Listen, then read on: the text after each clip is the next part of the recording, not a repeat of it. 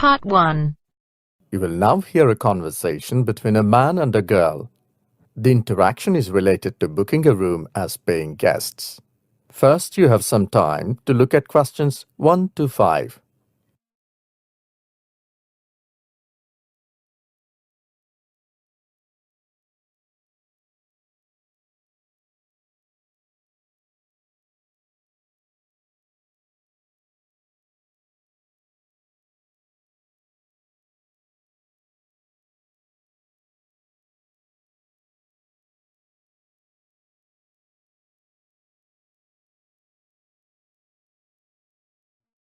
Hi, good morning. My name is Peter. How may I help you?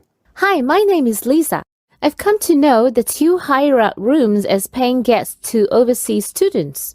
Yes, we do. We have various sized accommodation. What are you looking for? I'm looking for a room which is neither too big nor too small, and we need a room that can accommodate 2 people with a small balcony and a garden. Along with this, it should be near to the college campus. Well, we have 2 rooms to adjust 2 to 3 people comfortably with attached washrooms and a small balcony on the first floor. A small garden is attached with the room on the ground floor. It seems as if it might be suitable. It is very clean and well maintained. I tried various places. Either they're far from my college or their maintenance is not so good. Okay, now what is the rent? It's $300 per week or $1,000 per month. Whatever you like. We do all the legal formalities first to avoid any consequences later. It's a little expensive. Can it be $250 per week? We would like to pay weekly. It will be convenient for me and my friend. Okay. Can you tell me when you were thinking to rent it from? Would you like to hire it from this week or next week? Whatever you decide, you have to pay security of $500 to book it. Okay, that's fine. I can pay it now and we'll rent it from this Monday. Okay. We don't allow smoking in the premises. We only allow playing soft music at low volume. That's okay. I think what I and my friend need is all here. I'm happy to go ahead. Now look at questions 6 to 10.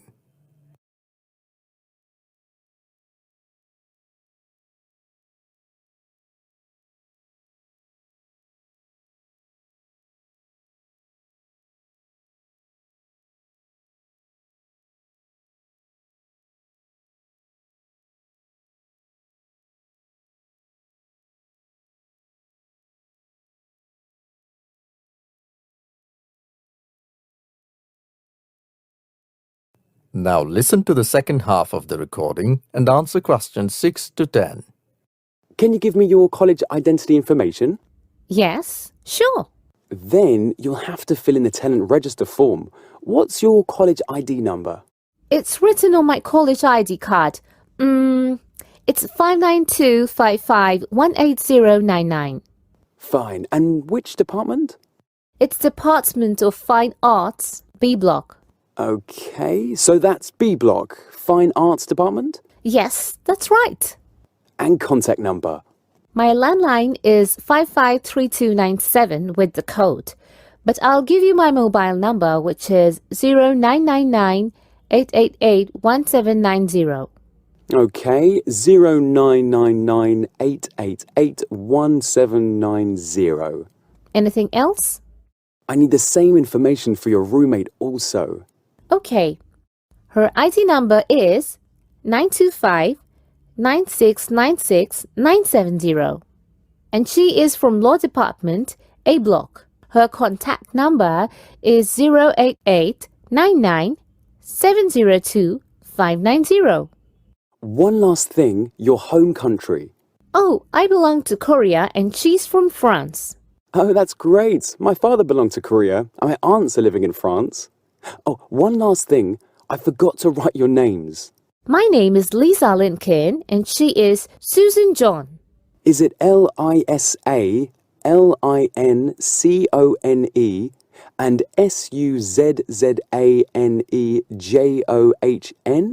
That's right. Anything else? No, nothing. Here is your receipt of the cash that you have deposited as a security. Thank you. Meet you on Sunday evening, the day we're planning to shift. You are most welcome. That is the end of part 1. You now have half a minute to check your answers.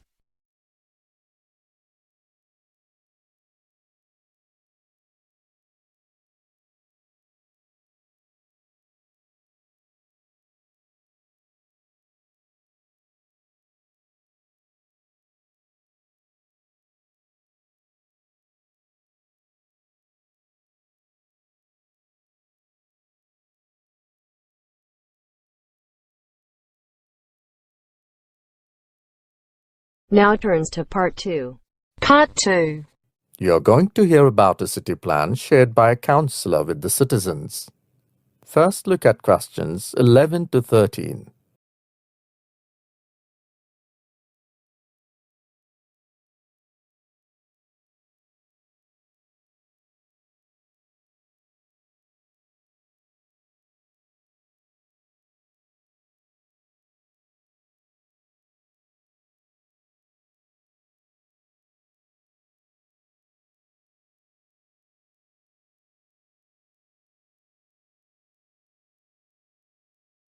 Now listen to the recording and answer questions 11 to 13.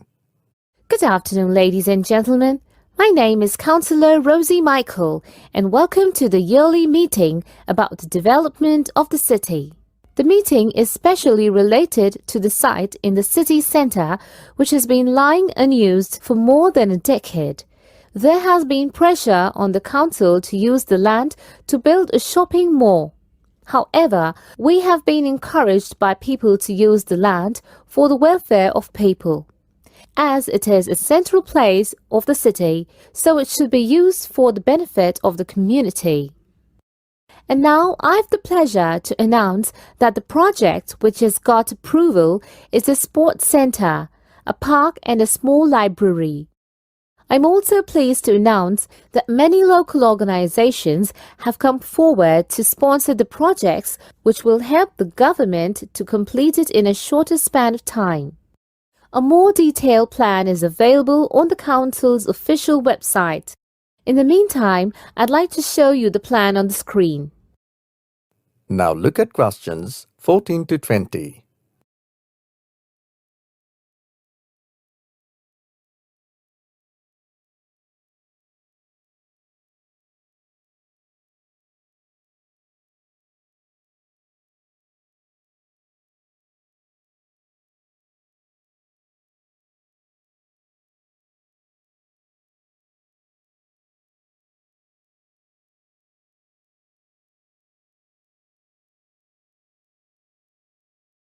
As the talk continues, answer questions 14 to 20.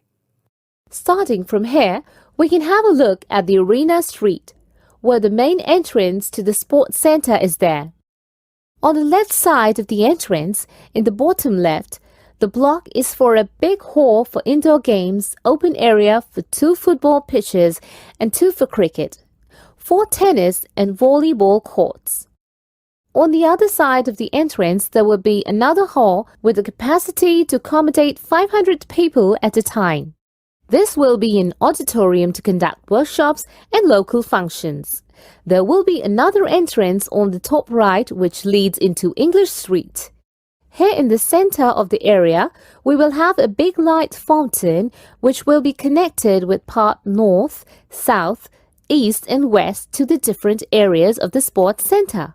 In the right top corner, just by the English Street entrance, there will be a small library. Of course, an educational area where elders can enjoy reading and mothers can enhance reading skills of their children. By the side of the library, a huge parking space is also planned. Now in the top left corner, a park is planned which comprises of a walled, however garden with walkways, seats and lots of shady areas for summer. Next to this, there will be a cactus and a botanical garden. In the same corner, there will be swings and play area for children. More trees will be planted here to maintain the greenery and attractiveness of the place. And finally, in the bottom right-hand corner, near to the auditorium, will be a cafe opening onto English Street. And now, If anyone would like to ask any questions, I and some other government officials would be happy to oblige. That is the end of part 2. You now have half a minute to check your answers.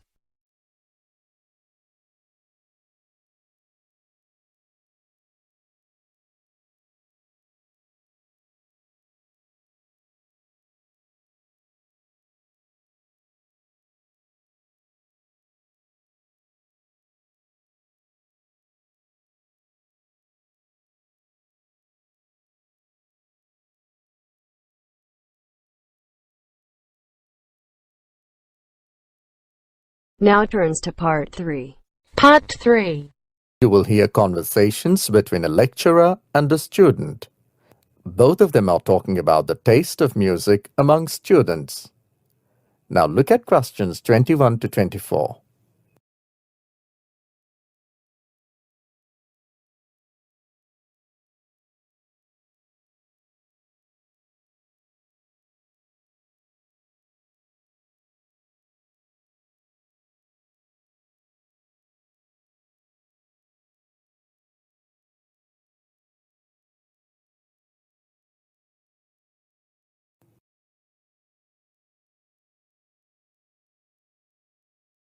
Now listen to the conversation and answer questions 21 to 24. Peter, let's look at the survey you did yesterday related to the taste of music. So, where did you go? Dr. Goldston, I went to the music departments of our university and surveyed both types of students who studied vocal or instrumental music. So, what did you find? Well, I found people with diverse tastes. Some like folk, traditional, and even rock, jazz also. For playing instruments, also people like to play according to their liking. I'm not surprised. What were the favorites specifically? Well, to start with, playing instruments, George loves drums. He told me he's been playing drums since his childhood. At that time, he used to play with his schoolmates, and now he plays drums with his friends on weekends, in hotels or restaurants. They have their own band. Good, Peter. Do you also play an instrument? What do you like to play? I saw you playing at the last annual function of your college. There, I was a chief guest for the function. My favorite is the guitar. However, I don't play frequently. But if there is an opportunity, I never miss the chance. I started playing it in college. Yes, please. Mary likes to play violin. She's a violinist. Emmy likes flute, and it's her favorite. Both are freshers. What about vocal music? I contacted many students, but most of them like to sing either folk or some traditional songs in their own language. Most of the girls in the department are from Spain, so they sing songs in Spanish, and the boys are from India, and obviously they sing their Bollywood-style songs. How interesting. Some other students like to listen to opera and love to go see a performance. They say they like to be spectators rather than performing. Thank you, Peter. It's amazing to know about the tastes of different students learning music in our university. I'll definitely call you at the time of performance. Now I want to switch discussion with a professor of Department of Music from another university. The discussion is mainly on the advantages and physiological effects of music. Now look at questions 25 to 30.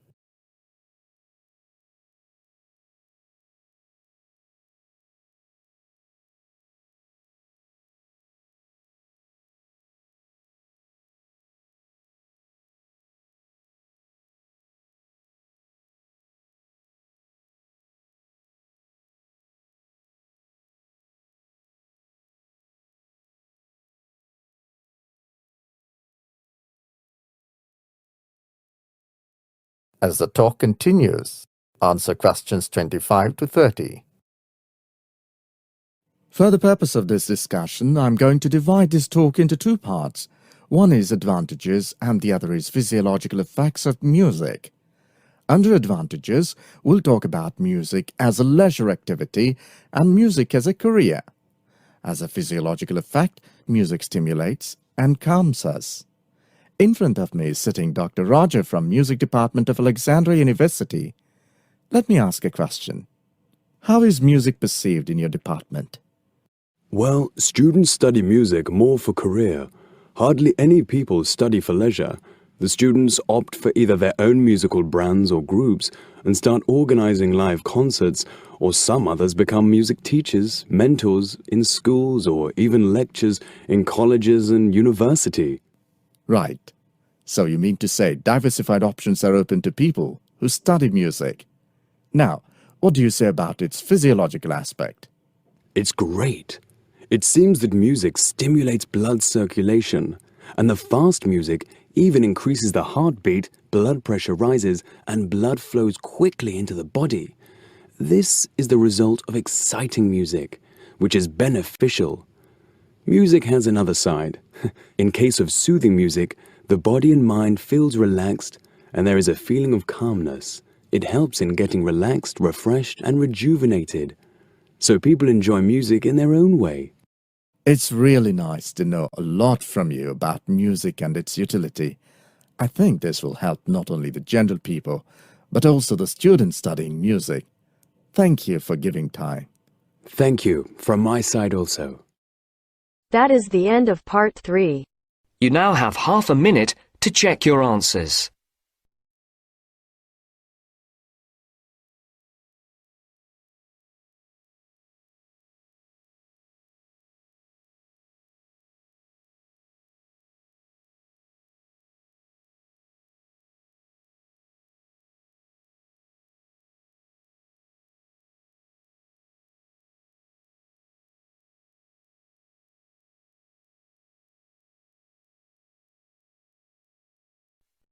Now turns to part 4. Part 4. You will hear an extract from a talk given by a production manager on the process of paper making in a factory. First, you have some time to look at questions 31 to 40.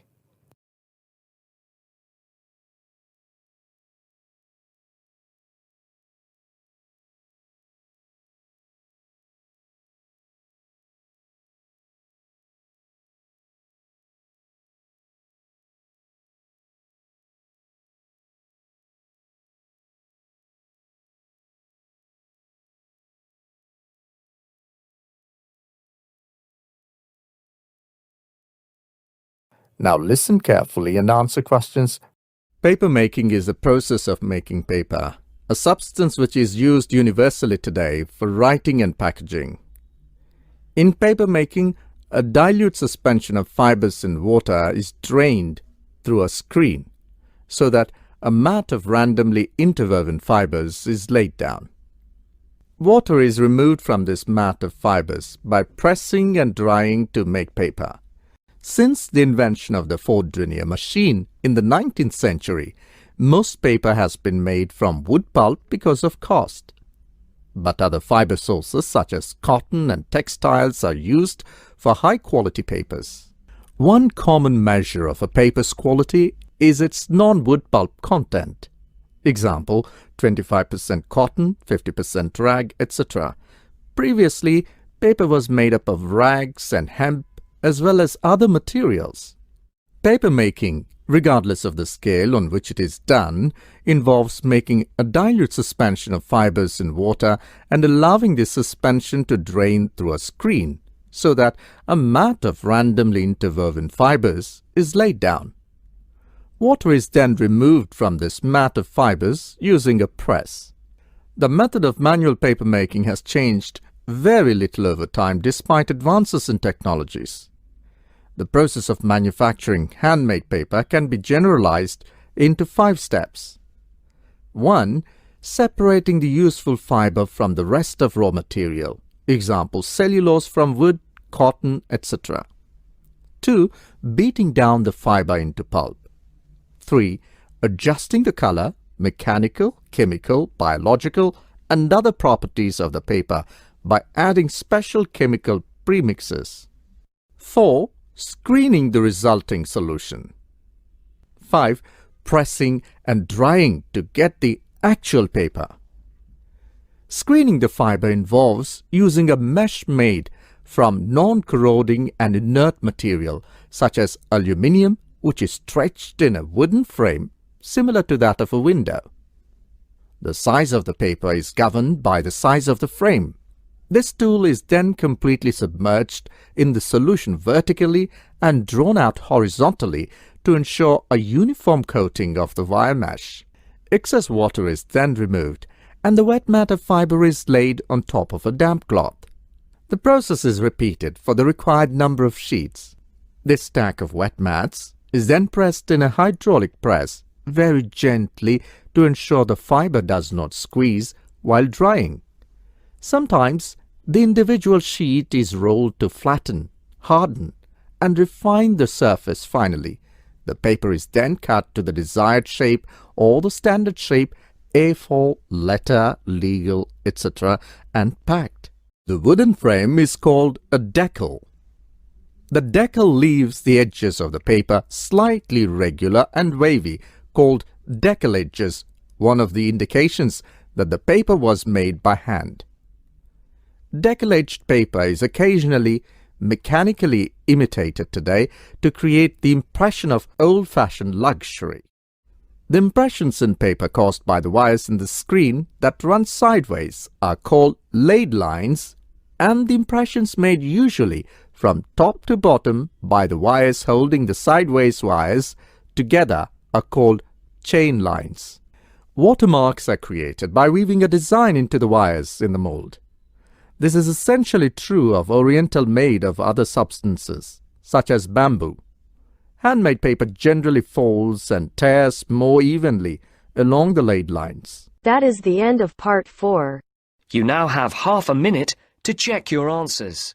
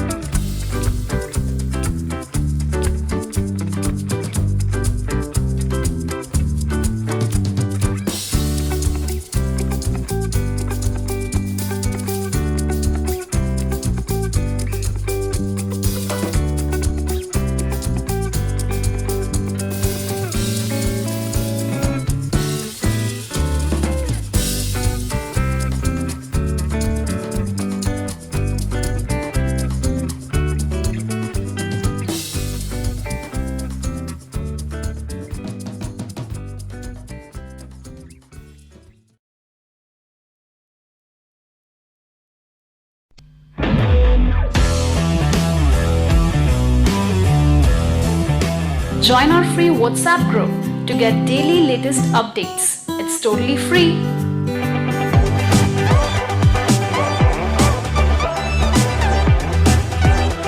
The test is in 4-part, Part 1, Part 2, Part 3, and Part 4. Now look at Part 1. You will hear a conversation between a travel agent and a customer who needs to book a hotel for a group visit. First, you have some time to look at questions 1 to 6.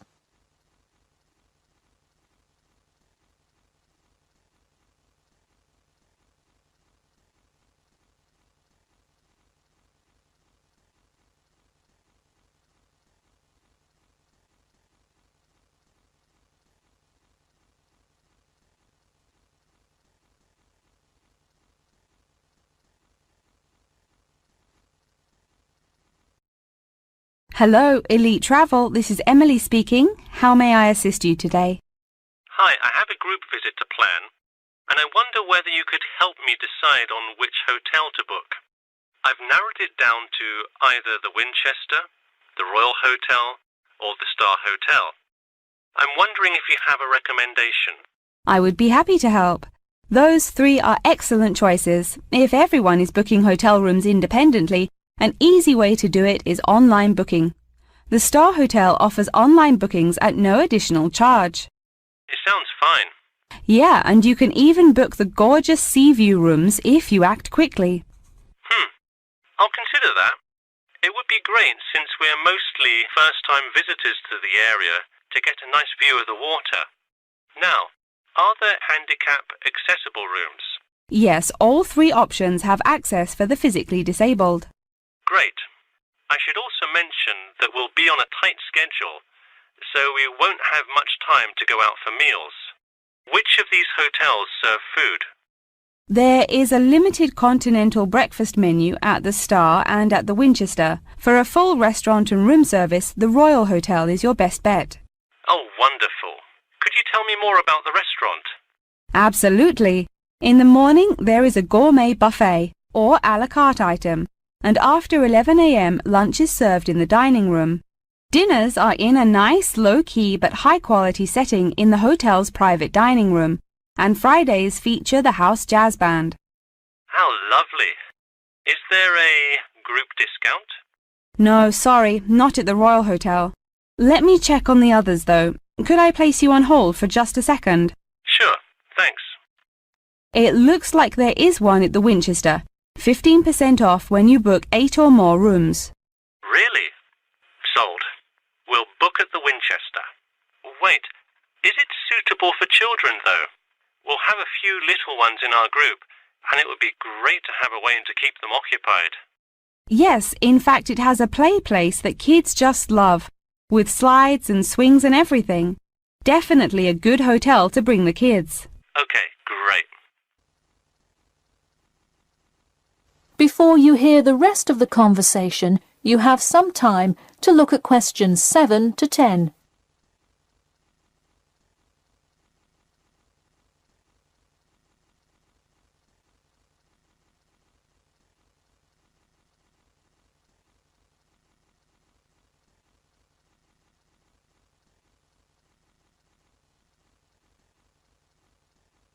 Now listen and answer questions 7 to 10.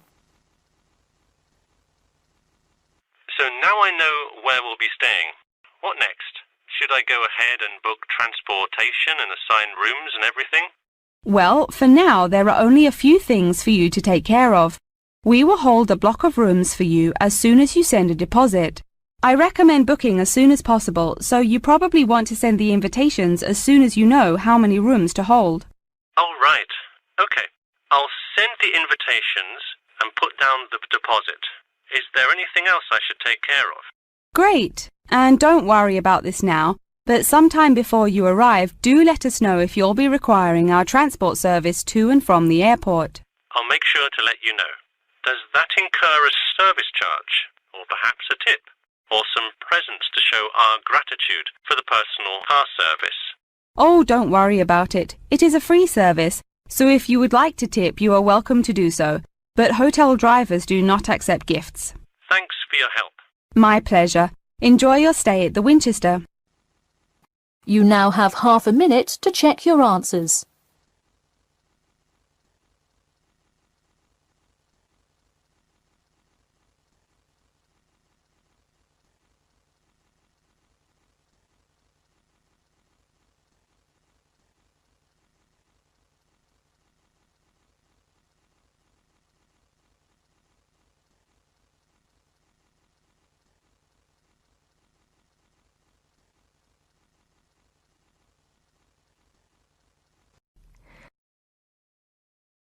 Now turns to part 2.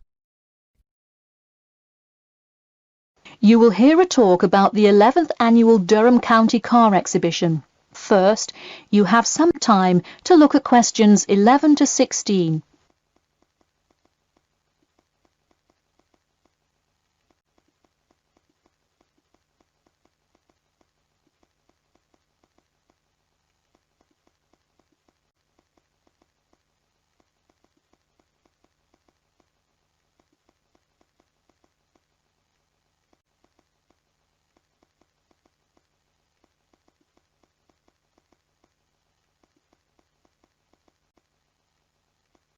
Now, listen carefully and answer questions 11 to 16. Ladies and gentlemen of Durham, start your engines. Skip Gordon here, inviting you to the 11th annual Durham County Car Exhibition. That's right, it's that time of year again. Mark your calendars. The pre-opening event kicks off on the 18th, and the exhibition officially opens to the public on Saturday, March the 19th. Take it from me, you won't want to miss Durham's most attended public event of the year 5 times running.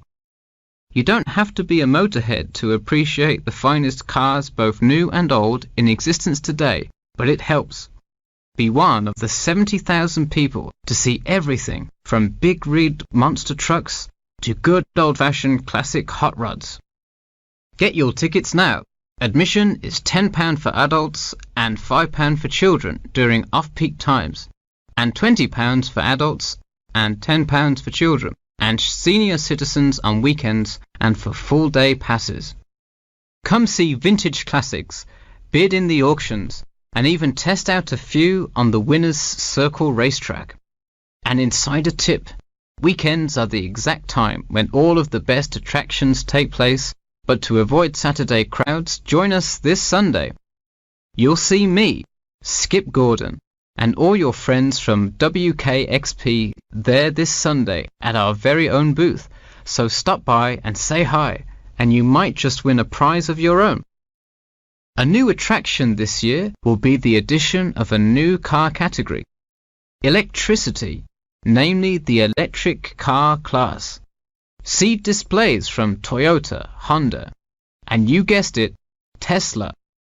Watch as the first generation of fully electric cars compete on style, ride, and watch the main entertainment as there's going to be a fabulous show of racing car to see who takes home fastest battery-powered car. While not typically known for their speed, this new class is guaranteed to surprise you. Before you hear the rest of the talk, you have some time to look at questions 17 to 20.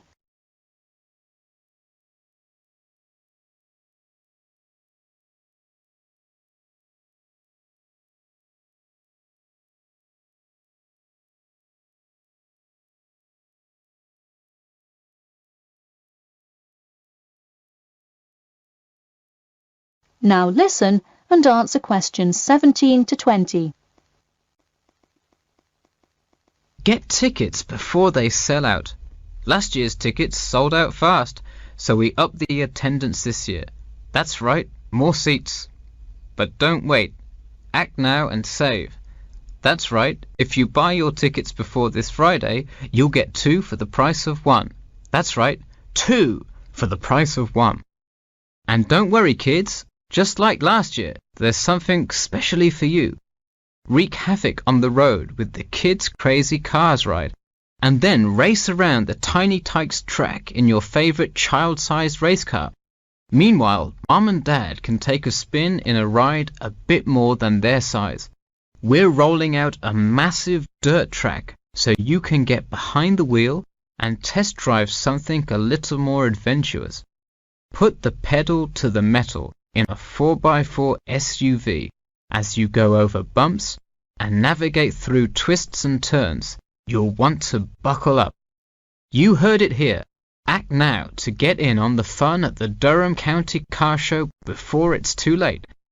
Come for prizes, good prices, and good old-fashioned family fun. We had a lucky draw for a new car last year, but this year our main event is the Monster Truck Rally, where one lucky fan will win a chance to experience the thrill from behind the wheel, well, next to the wheel, as they ride with legendary driver Smash Tate. Feel the speed firsthand and talk to a living legend in a true, once-in-a-lifetime opportunity. For tickets, go online to www.durhamcountycars.com or call 1-888-CAR-SHOW now. We'll see you there, and always remember to buckle up. You now have half a minute to check your answers.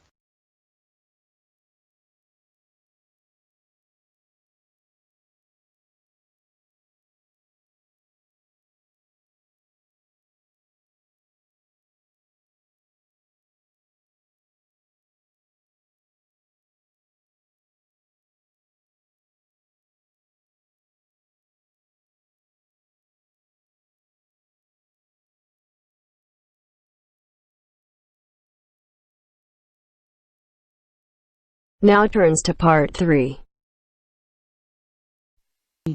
You will hear a student asking Professor Jameson for advice in choosing courses for next semester. First, you have some time to look at questions 21 to 23.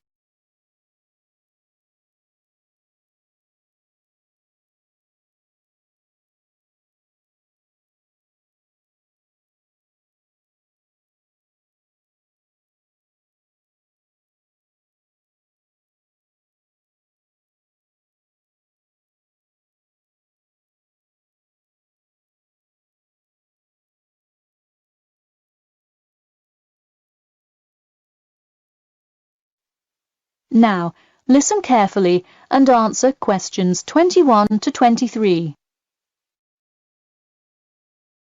Hi, Professor Jameson. I was hoping we could talk this week about choosing courses for next semester. That sounds great. Any idea yet what you'd like to take? Well, I was hoping you could kind of tell me.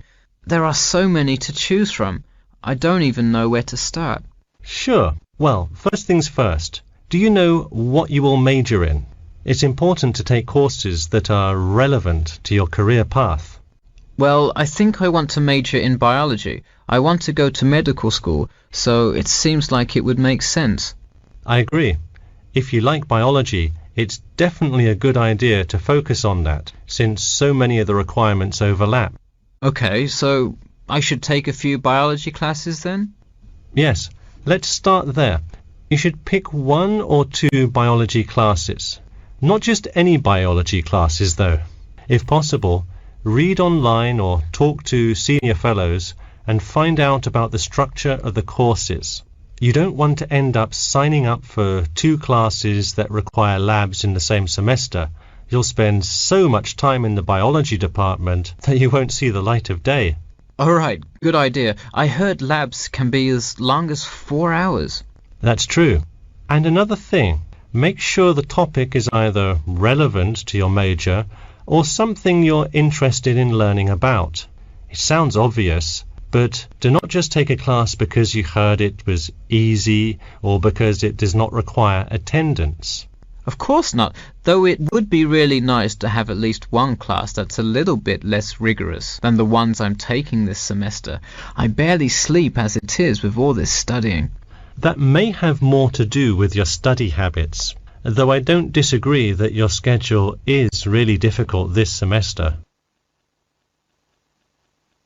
Before you hear the rest of the talk, you have some time to look at questions 24 to 30.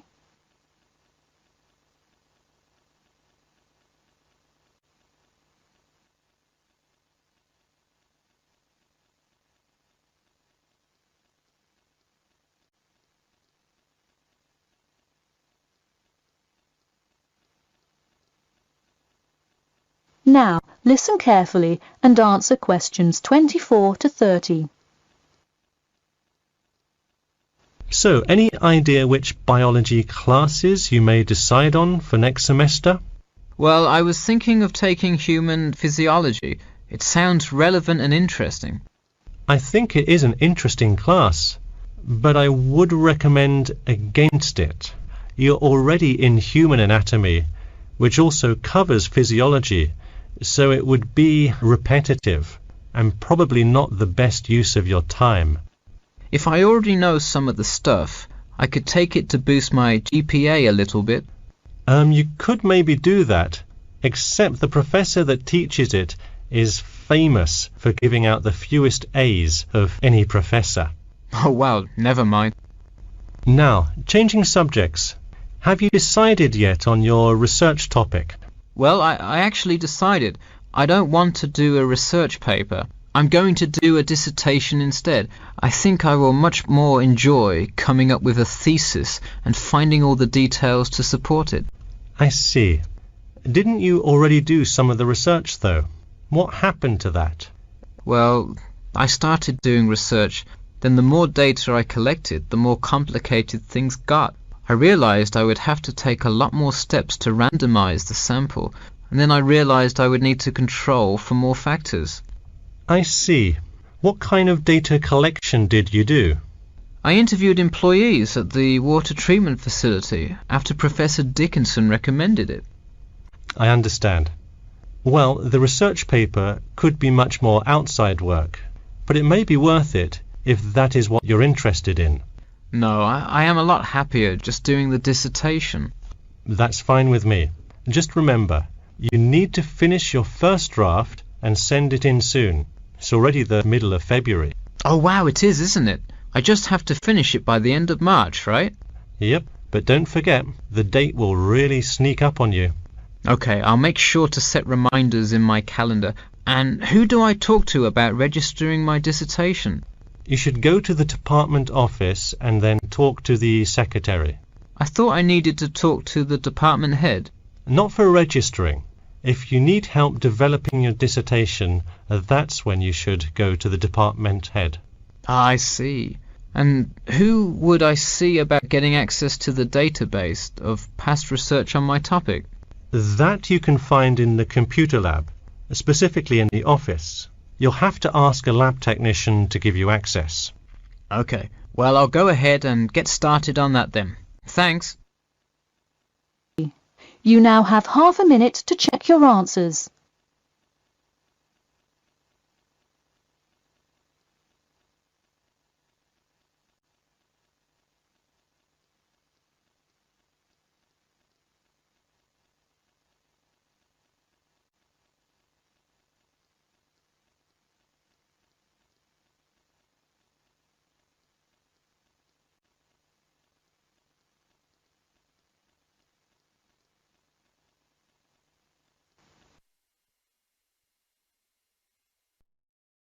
Now turns to part 4. You will hear part of a lecture about the role of sleep in humans and animals. First, you have some time to look at questions 31 to 40.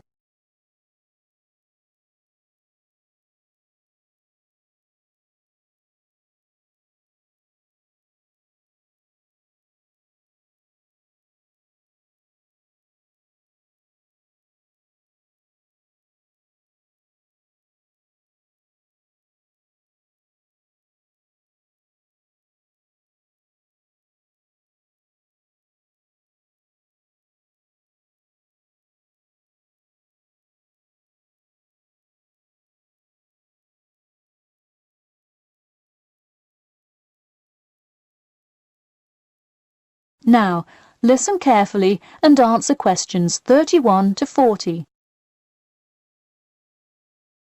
Good morning, everyone.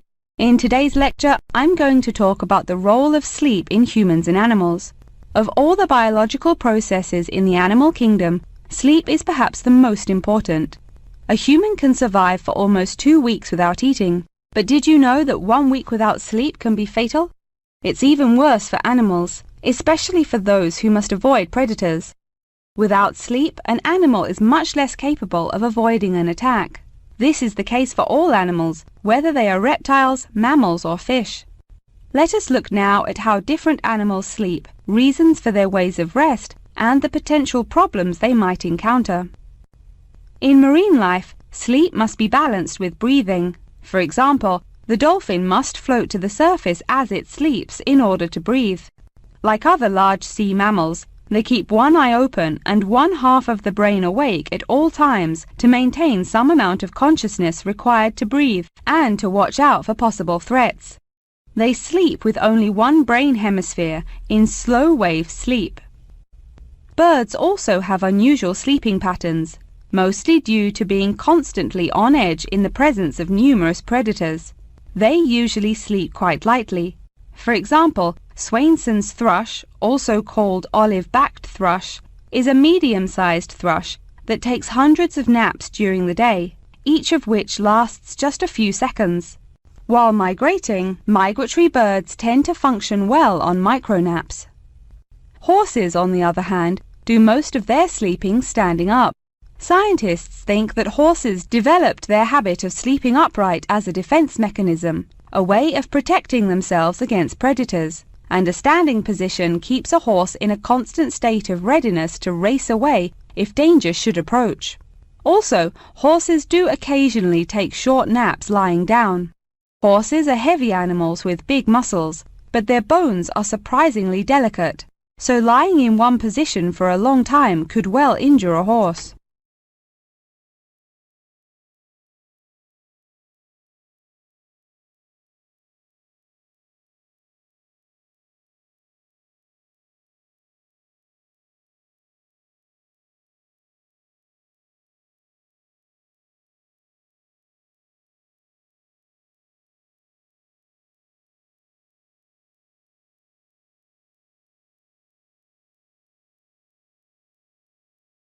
Just like humans, animals can also have sleeping problems. Dr. John Hendricks and Adrian Morrison from the School of Veterinary Medicine, University of Pennsylvania in Philadelphia, determined that certain diseases were primarily associated with the sleep states in animals. In their research, they emphasized that because so much in this area still remains unclear, animal models were very important for studies of sleep disorders. The physiology of sleep in animals is similar to that of humans. But why do we humans sleep? Researchers and scientists believe it helps us organize our memories of the day, that sleep acts as a kind of filing system for the brain. Without it, our thoughts become disorderly and confused, which leads to increased likelihood of accidents and a tendency to say and do bizarre things. Researchers also believe that sleep plays a key role in learning. We sleep so that the brain can integrate new knowledge and form new associations. Because of the similar sleeping pattern to that of humans, rats are often studied in order to increase our knowledge of human physiology. In one study, rats were kept awake for almost 2 weeks and their behavior was observed. Researchers found the sleep-deprived rats could hardly remember anything of what they had been taught that day. For example, one rat had been taught to recognize pictures of various Parisian landmarks in order to receive food. Pressing a button below a picture of the Louvre would result in food being released, and so forth. However, when deprived of sleep, they would press buttons seemingly at random. In addition to rats, the fruit fly, a small insect that feeds and breeds on spoiled fruit, also has been used as a model organism, and thousands of scientists around the world work on it. But why was the fruit fly chosen to be studied? It was for practical reasons. The most important one is that the relationship between fly and human genes is so close that the sequences of newly discovered human genes, including genes that show a susceptibility, can often be matched against their fly counterparts. This provides an indication of the function of the human gene and could help in the development of effective drugs to help people with sleeping disorders. Therefore, many scientists today choose to study the genetic structure of the fruit fly, which could make a particularly important contribution to the understanding of developmental processes in humans. In conclusion, sleep is a necessary part of life, not just for humans, but for the entire animal kingdom. Now, I'd be happy to answer any questions you may have. You now have half a minute to check your answers.